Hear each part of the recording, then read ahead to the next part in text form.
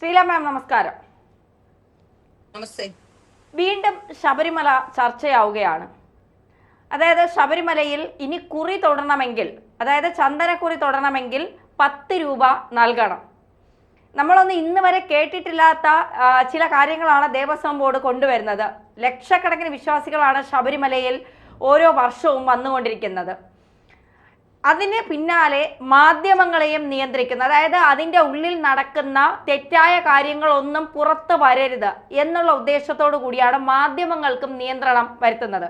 മാത്രമല്ല, സ്ത്രീകളെ വീണ്ടും കയറ്റാനുള്ള ഒരു നീക്കം നടക്കുന്നു എന്നുള്ള സ്ഥിരീകരിക്കാത്ത റിപ്പോർട്ടുകളും വരുന്നുണ്ട്. അപ്പോൾ വീണ്ടും ഈ തിരഞ്ഞെടുപ്പ് അടുക്കുമ്പോൾ ശബരിമലയിൽ തന്നെയാണോ പലരും ലക്ഷ്യം വെക്കുന്നത്?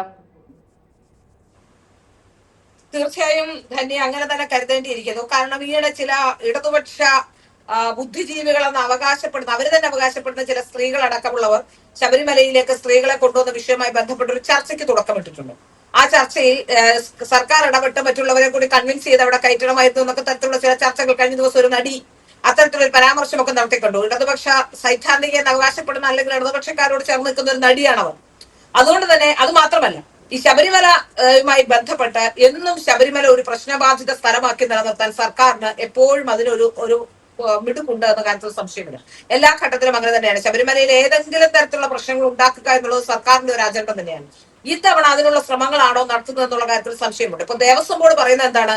ദേവസ്വം ബോർഡ് പറയുന്നത് അക്രഡിറ്റേഷൻ ഉള്ള മാധ്യമ പ്രവർത്തകർക്ക് മാത്രമേ അവിടെ കയറാൻ പറ്റുകയുള്ളൂ. ഒരു 15 ദിവസങ്ങൾക്ക് മുമ്പ് PRDയിൽ ഇത് നൽകണം. അതിനുശേഷം ഒരു ഓഫീസറെ നിയമിക്കും. ആ ഓഫീസറെ ഈ അക്രഡിറ്റേഷൻ കാണിച്ചുകൊണ്ട് അത് വെരിഫൈ ചെയ്തുകൊണ്ട് മാത്രമേ ശബരിമലയിലേക്ക് പോകാൻ കഴിയുകയുള്ളൂ എന്നാണ്. ഈ അക്രഡിറ്റേഷൻ ഉള്ള മാധ്യമ പ്രവർത്തകർ എന്ന് പറയുമ്പോൾ അത് വലിയൊരു അപകടമുണ്ട്. രണ്ട് കാരണമാണ്. ഒന്ന്, ഈ അക്രഡിറ്റേഷൻ പുതുക്കുന്നത് സർക്കാരാണ്. സർക്കാരിന്റെ ഉത്തരവാദിത്വത്തിലാണ് അക്രഡിറ്റേഷൻ പുതുക്കുന്നത് PRD വഴിയാണ്. അപ്പോൾ ഈ അക്രഡിറ്റേഷൻ ഉള്ള മാധ്യമ പ്രവർത്തകർ എന്ന് പറഞ്ഞാൽ ഏകദേശം ഒരു 200 പേരിൽ കൂടുതൽ കേരളം ഒട്ടാകെ ഇത്രയും മാധ്യമ പ്രവർത്തകരിൽ ഉണ്ടാവില്ല. കാരണം ഒന്നാമത്തെ കാര്യം, ഈ അക്രഡിറ്റേഷൻ കിട്ടുക എന്ന് പറഞ്ഞാൽ അതൊരു വലിയ പ്രോസസ്സാണ്. അതാണ്ട് ഒരു സ്ഥാപനത്തിന്റെ വലിപ്പം അനുസരിച്ച്, അതിന്റെ ഘടന അനുസരിച്ച്, അതിന്റെ ബാക്കിയുള്ള കാര്യങ്ങൾ അനുസരിച്ച് 3 പേർക്ക്, ഒരു ബ്യൂറോയിൽ ചിലപ്പോൾ 3 പേർക്ക്, മാക്സിമം 4 പേർക്ക്, 5 പേർക്ക് ഉണ്ടായിരുന്നു എന്ന് തോന്നുന്നു നേരത്തെ, ഇപ്പൊ 4 പേർക്ക് മാക്സിമം എന്നാണ് മനസ്സിലാക്കാൻ സാധിക്കുന്നത്. ഇത്രയും പേർക്ക് മാത്രമേ ഈ അക്രഡിറ്റേഷൻ കിട്ടുകയുള്ളൂ. അത് തന്നെ ആ ബ്യൂറോയിലെ ഏറ്റവും സീനിയർ ആയ 2, 3, 4 പേർക്ക് മാത്രമാണ് അക്രഡിറ്റേഷൻ കിട്ടുന്നത്. ശബരിമലയിലേക്ക് മറ്റു റിപ്പോർട്ടിങ്ങിന് പോകുന്നത് വളരെ കുറച്ച്, സാധാരണഗതിയിൽ ജൂനിയേഴ്സോ അല്ലെങ്കിൽ ഏതെങ്കിലും തരത്തിൽ അധികം എക്സ്പീരിയൻസ് ഇല്ലാത്ത ആൾക്കാരായിരിക്കും. കാരണം ബ്യൂറോയിൽ നിന്ന് അത്രയും ദിവസം മാറി നിൽക്കേണ്ടതുണ്ട്, അത്രയും ദിവസം ശബരിമലയിലേക്ക് പോകേണ്ടതുണ്ട്. മാത്രമല്ല, ഈ ആൾക്കാരെ മാറി മാറി ചിലപ്പോൾ വിടാറുമുണ്ട്. അപ്പോൾ ഈ അക്രഡിറ്റേഷൻ ഉള്ളവരെ അവിടേക്ക് കൊണ്ടുപോകുക എന്നുള്ളത് സത്യത്തിൽ മാധ്യമപ്രവർത്തകരെ സംബന്ധിച്ചിടത്തോളം വലിയ പ്രതിസന്ധിയാണ്. അത്തരത്തിലുള്ള ആൾക്കാരെ, അത്തരം ആൾക്കാരും കുറച്ച് ചിലപ്പോൾ മിക്കവാറും ഇപ്പൊ ബ്യൂറോ ചീഫ്, അങ്ങനെ ബ്യൂറോയിലുള്ള ഒരു 3-4 പേരാതെ എല്ലാം സീനിയേഴ്സ് ആയിരിക്കും. അപ്പൊ അവരെ സംബന്ധിച്ചിടത്തോളം ശബരിമലയിലേക്ക് പോകാനുള്ള ബുദ്ധിമുട്ടുകൾ ഉണ്ടാകും, പ്രായത്തിന്റെ പ്രശ്നങ്ങൾ ഉണ്ടാകും, അവിടേക്ക് എത്തപ്പെട്ട് അത്രയും ദിവസം താമസിക്കുന്നതിന്റെ ബുദ്ധിമുട്ടാകും. ഒന്നത്. 2, സർക്കാരിനെതിരെയുള്ള വാർത്തകളാണല്ലോ ഈ ദേവസ്വം ബോർഡുമായി ബന്ധപ്പെട്ട് വരുന്നതെല്ലാം സർക്കാരിനെതിരെയുള്ള വാർത്തകളായിരിക്കുമല്ലോ. അപ്പൊ ആ വാർത്തകൾ ഒന്നും റിപ്പോർട്ട് ചെയ്യാൻ കഴിയില്ല. കാരണം അടുത്ത തവണയും അക്രഡിറ്റേഷൻ പുതുക്കേണ്ടതുണ്ട്. അതുകൊണ്ട് തന്നെ ഇത്തരത്തിലുള്ള വാർത്തകൾ മൂടിവെക്കപ്പെടാനുള്ള ഒരു സാഹചര്യം ഉണ്ടാക്കാൻ വേണ്ടിയാണ് ഈ അക്രഡിറ്റേഷൻ ഉള്ള മാധ്യമ പ്രവർത്തകരെ മാത്രം അവിടേക്ക് എത്തിക്കുക എന്ന രീതിയിലേക്ക് ഒരു ചർച്ച നടത്തണം. അതിന്റെ പിന്നിൽ ഇനി എന്തൊക്കെയാണ് എന്ന് വരാനിരിക്കുന്നതേ ഉള്ളൂ. ഇപ്പൊ ശബരിമലയെ ഒരു പ്രശ്നബാധിത പ്രദേശമായി നിലനിർത്തേണ്ടത് പിണറായി വിജയന്റെ വലിയൊരു ആവശ്യമാണ്. കാരണം CPM തന്നെ ഏറ്റവും വലിയ പ്രതിസന്ധിയിലേക്ക് പോകുന്നു. ഇസ്ലാമിക ഭീകരവാദത്തെ സംബന്ധിച്ച് ഗൗരവമായ ചർച്ച നടത്തുന്നു.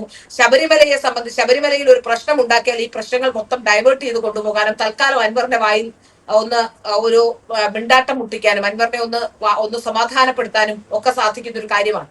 അതുകൊണ്ട് തന്നെ ശബരിമലയെ സംബന്ധിച്ചിടത്തോളം എന്തൊക്കെയാണ് മാറ്റങ്ങൾ വരുത്തുന്നത് എന്നുള്ളത് നമുക്കറിയില്ല. ഇപ്പൊ പറയുന്നു എരുമേലിയിൽ ചന്ദനം തൊടാൻ അതിന് കൗണ്ടറുണ്ട്. അതായത് ആലോചിച്ച് നോക്കൂ, ഹിന്ദുവിനെ ഏതൊക്കെ തരത്തിലാണ് ബുദ്ധിമുട്ടിക്കുന്നത്. ഹൈന്ദവ ക്ഷേത്രങ്ങളെ, ഹൈന്ദവ ആരാധന, അവിടെ വരുന്നത് ഹൈന്ദവരുടെ പണമല്ലേ? അവിടെ വരുന്ന യാത്രക്കാരും, അവിടെ വരുന്ന മുഴുവൻ പിൽഗ്രിംസും, അവിടെ വരുന്ന ആൾക്കാരും അവരുടെ അവരെ ബുദ്ധിമുട്ടിക്കുന്ന തരത്തിലേക്കാണ് കാര്യങ്ങൾ. ഞാൻ ഇന്നലെയും പറഞ്ഞതാണ്, ഇപ്പൊ ഹജ്ജിന് പോവുകയാണെങ്കിൽ എങ്ങനെയാണ്? ഹജ്ജിന് പോകുന്നവരെ എയർപോർട്ട് വരെ ടാക്സിയിലോ അല്ലെങ്കിൽ ഏതെങ്കിലും തരത്തിൽ ബസ്സിലോ ഒക്കെ എത്തിക്കും. അതിന് പണം പോലും വേണ്ട, ഫ്രീ ആയാണ് ഹജ്ജിന് പോകുന്നവരെ എയർപോർട്ടിലേക്ക് എത്തിക്കുന്നത്. നേരെ പറഞ്ഞ് ശബരിമലയിലേക്ക് പോകുമ്പോൾ ശബരിമല സീസൺ ആകുമ്പോൾ ഇരട്ടിയും 3 ഇരട്ടിയും ടിക്കറ്റ് ഫെയർ കൂട്ടും. ബസ്സിന്റെ KSRTC ബസ്സിന്റെ ടിക്കറ്റ് ഫെയർ. പിന്നെ അവരെ എത്രമാത്രം ബുദ്ധിമുട്ടിക്കാമോ അത്രയധികം ബുദ്ധിമുട്ടിക്കും. അത്തരത്തിലാണ് ഇവിടെ വണ്ടി പാർക്ക് ചെയ്യുന്ന അടക്കമുള്ള കാര്യങ്ങൾ, പാർക്ക് ചെയ്യുന്നതിന് പണം ഈടാക്കുക, അങ്ങനെ എല്ലാ വിധത്തിലും ഹൈന്ദവ വിശ്വാസികളെ ബുദ്ധിമുട്ടിക്കുന്ന ഒരു സർക്കാരാണുള്ളത്. ഇപ്പോ ഒരു പ്രശ്നം ശബരിമലയിൽ ഉണ്ടാക്കേണ്ടവരുടെ ആവശ്യമാണ്. കാരണം അൻവർ എന്താണ് ഉന്നയിക്കുന്നത്? അൻവർ ഉന്നയിക്കുന്നത് ഫാസിസ്റ്റ് ആണെന്നും ഹൈന്ദവരോട് കൂടുതൽ അടുപ്പമുള്ള ആളാണെന്നും ന്യൂനപക്ഷങ്ങളെ തള്ളിക്കളയുന്നു പിണറായി വിജയൻ എന്നുമാണ്. അപ്പോ നിരന്തരമായ ഒരു പ്രശ്നം ഉണ്ടാക്കി അവിടെ ഒരു പ്രതിസന്ധി സൃഷ്ടിക്കുന്നതിലൂടെ പിണറായി വിജയൻ വരുത്തി വെക്കാൻ ശ്രമിക്കുന്നത് എന്തായിരിക്കും? ഞാൻ അങ്ങനെ ഒരാളല്ല, ഹൈന്ദവ വിശ്വാസങ്ങൾക്കെതിരെയും ഞാൻ കടന്നുകയറ്റം നടത്താനുള്ള ഒരു ശ്രമമായിരിക്കാം ഒരു പക്ഷേ നടത്തുന്നത്. ഇപ്പൊ അത്തരത്തിലുള്ള പ്രശ്നങ്ങൾ ഉണ്ടാകേണ്ട സർക്കാരിന്റെ ഒരു വലിയ ആവശ്യമാണ്. എല്ലാ ഘട്ടത്തിലും കേരളത്തിലെ സർക്കാർ ഇത് തന്നെയാണ് ചെയ്തുകൊണ്ടിരിക്കുന്നത്. ഏതായാലും അക്രഡിറ്റേഷൻ ഉള്ള മാധ്യമ പ്രവർത്തകരെ മാത്രം അവിടേക്ക് കൊണ്ടുപോകുക എന്നുള്ളത് ഒരിക്കലും പോസിബിളായ കാര്യമേ അല്ല. 200 മാധ്യമ പ്രവർത്തകർ കേരളത്തിലൊട്ടാകെ എല്ലാ സ്ഥാപനങ്ങളിലും കൂടി ഉണ്ടെങ്കിൽ എത്ര മാധ്യമ പ്രവർത്തകർക്ക് അവിടേക്ക് പോകാൻ കഴിയും? അത് തന്നെ ഞാൻ പറഞ്ഞില്ലേ, പലരും സീനിയേഴ്സ് ആയിരിക്കും. സീനിയേഴ്സിനൊന്നും ശബരിമലയിലേക്ക് പോകാനുള്ള അവസ്ഥ ഉണ്ടാവില്ല. ഈ മാധ്യമങ്ങളെ, അതായത് ഈ സർക്കാരിന്റെ ഈ സർക്കാരാണല്ലോ ഈ മാധ്യമങ്ങൾക്ക് ഈ അക്രഡിറ്റേഷൻ കൊടുക്കുന്നത്. അപ്പൊ അത്തരത്തിൽ സർക്കാരിന്റെ അധീനതയുള്ള മാധ്യമങ്ങൾ ഈ സ്ത്രീകളെ കയറ്റാനുള്ള ഒരു ഗൂഢനീക്കം വീണ്ടും നടത്താനുള്ള ഒരു തന്ത്രമാണോ ഇത്? കാരണം അത്തരത്തിൽ പുതിയ മാധ്യമപ്രവർത്തകർ അവിടെ എത്തിയാൽ വാർത്തകൾ വലിയ രീതിയിൽ ചർച്ച ചെയ്യപ്പെടും. സർക്കാരുമായി അടുത്ത് നിൽക്കുന്ന മാധ്യമപ്രവർത്തകരാണെങ്കിൽ സർക്കാരിന് ഫേവർ ചെയ്ത് വാർത്തകൾ കൊടുക്കാൻ അവർ നോക്കുകയുള്ളൂ. അപ്പം അത്തരത്തിൽ പഴയ പോലെ വിശ്വാസികളെ നെഞ്ചത്ത് ചവിട്ടിക്കൊണ്ട് അത്തരത്തിലൊരു നീക്കം നടത്താനുള്ള ശ്രമം ആലോചനയിലുണ്ട് എന്ന് തോന്നുന്നുണ്ടോ? തീർച്ചയായും അത് കാരണം കേരളത്തിലെ മാധ്യമങ്ങളുടെ ഒരു സ്വഭാവം അറിയാമല്ലോ. കേരളത്തിലെ മാധ്യമങ്ങളെ ഇടതുപക്ഷത്തോട് ആഭിമുഖ്യം പുലർത്തുന്ന മാധ്യമങ്ങളാണ്. അതിൽ ആരെങ്കിലും വലതുപക്ഷത്തേക്ക് പോയാൽ അവരെ ഏതെങ്കിലും രീതിയിൽ തീർക്കുക എന്നുള്ളത് അവരെ ഒരുമിച്ച് ചെയ്യുന്ന ഒരു പ്രക്രിയയാണ്. അതുകൊണ്ട് തന്നെ നമുക്ക് മനസ്സിലാക്കാൻ സാധിക്കുന്നത് കേരളത്തിലെ മാധ്യമങ്ങൾ എപ്പോഴും സർക്കാരിന്റെ ഭാഗത്തേക്ക്, സർക്കാർ പ്രതിസന്ധിയിലാകുന്ന എല്ലാ ഘട്ടത്തിലും മാധ്യമങ്ങൾ സർക്കാരിന്റെ ഒപ്പം നിൽക്കും. പണ്ടൊക്കെ ഈ SFIക്കാരായിരുന്നു ഏറ്റവും കൂടുതൽ മാധ്യമ പ്രവർത്തനം പഠിക്കുന്നത്. അന്ന് മറ്റുള്ള ആരും KSUക്കാരോ അല്ലെങ്കിൽ വളരെ 101 ആൾക്കാരാണ് മാധ്യമപ്രവർത്തന രംഗത്തേക്ക് വരുന്നത്.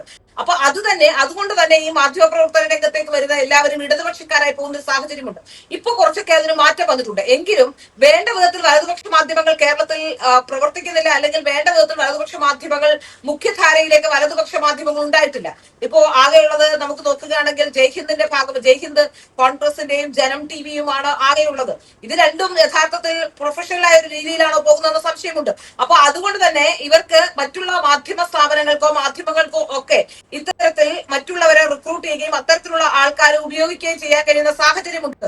അത് തന്നെയാണ് ചെയ്തുകൊണ്ടിരിക്കുന്നത്. ഇപ്പൊ ശബരിമലയിൽ നേരത്തെ ഉണ്ടായ പ്രശ്നങ്ങളെ ഫലപ്രദമായി പ്രതിരോധിക്കാൻ കഴിഞ്ഞത് കേരളത്തിലെ ഹൈന്ദവ ആശയങ്ങൾ പേറുന്ന ആൾക്കാരുടെ പ്രവൃത്തി കൊണ്ടാണ്. അല്ലെങ്കിൽ ശബരിമലയിൽ ഈ മാധ്യമങ്ങളൊന്നും ചെയ്തിട്ടോ മാധ്യമങ്ങളിലൂടെ പുറത്തു വന്നിട്ടോ അല്ല. മാധ്യമങ്ങൾ പലപ്പോഴും ശബരിമലയുമായി ബന്ധപ്പെട്ട് കൊടുത്ത വാർത്തകൾ നോക്കുകയാണെങ്കിൽ ആരെങ്കിലും എവിടെ നിന്നെങ്കിലും തിരിക്കുന്ന വിവരങ്ങൾ അല്ലെങ്കിൽ അവിടേക്ക് വരാൻ പോകുന്ന വിവരങ്ങളൊക്കെ നേരത്തെ അറിയുന്നവർ സർക്കാർ ചില ആളേക്ക് കൊണ്ടുവന്നതും ബോധിച്ചിട്ടും ചിലപ്പോൾ റിപ്പോർട്ട് ചെയ്തില്ല എന്നുള്ളതാണ് എനിക്ക് മനസ്സിലാക്കാൻ സാധിക്കുന്നത്. അത് അവസാന ഘട്ടത്തിലാണ് പലപ്പോഴും പുറത്തു വന്നത്. അതുകൊണ്ട് തന്നെ നമുക്ക് മനസ്സിലാക്കാൻ സാധിക്കുന്നത് എന്താണ്, യഥാർത്ഥത്തിൽ സർക്കാരിന്റെ ഭാഗമാണ് മാധ്യമങ്ങൾ. സർക്കാരിനെതിരെ പ്രവർത്തിക്കേണ്ട അല്ലെങ്കിൽ സർക്കാരിന്റെ വിട്ടുവീഴ്ചകൾ ചൂണ്ടിക്കാണിക്കേണ്ട, പ്രതിപക്ഷത്തിന്റെ പണി ചെയ്യേണ്ട മാധ്യമങ്ങൾ പലപ്പോഴും സർക്കാരിനോട്, അത് ഏത് മാധ്യമങ്ങളാണെങ്കിലും, ഇപ്പൊ ഞാൻ പറയുന്നത് മാധ്യമങ്ങൾ എപ്പോഴും പ്രതിപക്ഷത്തിന്റെ സ്ഥാനം നിർണ്ണയിക്കേണ്ടവരാണ്, പ്രതിപക്ഷത്തിന്റെ നിൽക്കേണ്ടവരാണ് മാധ്യമങ്ങൾ. പക്ഷേ നിർഭാഗ്യവശാൽ കേരളത്തിലെ മാധ്യമങ്ങൾ ഇടതുപക്ഷത്തേക്ക് മാത്രം ചെരിഞ്ഞുകൊണ്ട് ഇടതുപക്ഷക്കാർ എന്ത് ചെയ്താലും അല്ലെങ്കിൽ പിണറായി വിജയൻ എന്ത് ചെയ്താലും അതിനെയൊക്കെ ന്യായീകരിച്ചു കൊണ്ടുപോകുന്ന പ്രവണതയാണ് നമ്മൾ കണ്ടുകൊണ്ടിരിക്കുന്നത്. അതുകൊണ്ട് തന്നെയാണ് നമുക്ക് മനസ്സിലാക്കാൻ സാധിക്കുന്നത് ഇത്തരത്തിലുള്ള കാര്യങ്ങൾ ഒരുപക്ഷെ മാധ്യമങ്ങളെ ഇങ്ങനെ ഈ അക്രഡിറ്റേഷനുള്ള മാധ്യമങ്ങൾ സർക്കാരിന്റെ ഭാഗമായി നിൽക്കേണ്ട അല്ലെങ്കിൽ സർക്കാർ നാളെ അക്രഡിറ്റേഷൻ കൊടുക്കേണ്ട മാധ്യമ പ്രവർത്തകരെ അവിടേക്ക് കൊണ്ടുവരുമ്പോൾ മറ്റേതെങ്കിലും തരത്തിലുള്ള കാര്യങ്ങൾ കൂടി അണിയറയിൽ ഒരുങ്ങുന്നുണ്ടോ എന്ന സംശയം നമുക്കുണ്ടാവുക സ്വാഭാവികമാണ്. ഇവിടെ ഇപ്പോ എരുമേലിയിൽ ചന്ദനം തൊടാൻ പൈസ ഈടാക്കുന്നു എന്ന് പറയുന്നു. എരുമേലിയിൽ 4 കൗണ്ടറുകൾ തുടങ്ങും, അവിടെ 10 രൂപ കൊടുത്തെങ്കിൽ മാത്രമേ ചന്ദനം നൽകുകയുള്ളൂ. അത് എവിടുത്തെ നിലപാടാണ്? എങ്ങനെയാണ് അങ്ങനെ ഒരു തീരുമാനത്തിലേക്ക് എത്താൻ കഴിയുക? ശബരിമലയിൽ ചന്ദനത്തിന് വരെ കാശ്, അതായത് ക്ഷേത്രത്തിൽ നിന്ന് ചന്ദനം കൊടുക്കുക വാങ്ങുക എന്നുള്ളത് വേണമെങ്കിൽ നമുക്ക് തിരുമേനിക്കാണ്, അവിടുത്തെ ആരാണോ പൂജാരിക്കാണ് നമ്മൾ ചിലപ്പോൾ പൈസ കൊടുക്കുന്നത് ആ തിരുമേനി തരുമ്പോ. ഇത് 10 രൂപ ദേവസ്വം ബോർഡ് ചീട്ടാക്കി വാങ്ങണം എന്നൊക്കെ പറയുമ്പോ അതും സർക്കാർ ഹിന്ദുക്കളെ പിഴിയാനുള്ള ഒരു ശ്രമമല്ലേ നടത്തുന്നത്?